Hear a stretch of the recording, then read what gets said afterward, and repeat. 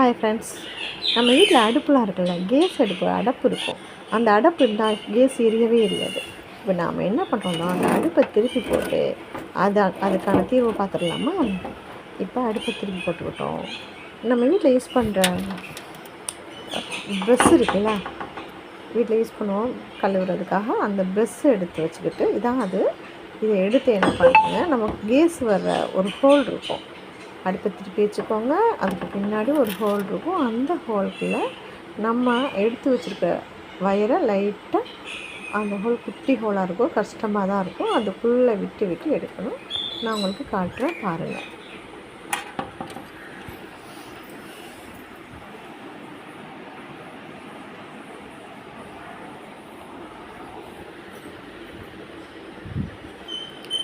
இப்படி நம்ம பண்ண போகும்போது, நம்ம பால் காய்ச்சும் போது, நம்ம ஆயில் யூஸ் பண்ணி கிச்சனில் அடுப்பில் ஆயில் யூஸ் பண்ணும்போது அதில் போய் அடப்பு இருந்துக்கும். அதுக்குள்ளே உள்ள அடப்பை நம்ம க்ளீனாக இதை வச்சு லைட்டாக குத்தி வெளியில் எடுத்தோம்னாலே, இதை உள்ளே விட்டு எடுக்க போகும்போது அந்த அடப்புலாம் நமக்கு சரியாயிடும். நல்லா பாருங்கள், நான் கொஞ்சம் கிளியராக காட்டுறேன்.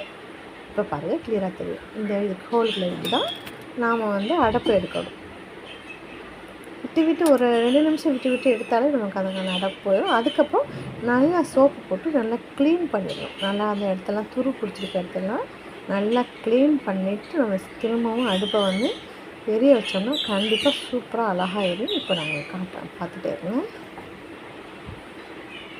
இப்போ பாருங்கள், பார்த்தீங்களா? இப்போ நான் அடுப்பை எரிய வைக்க போகிறேன்.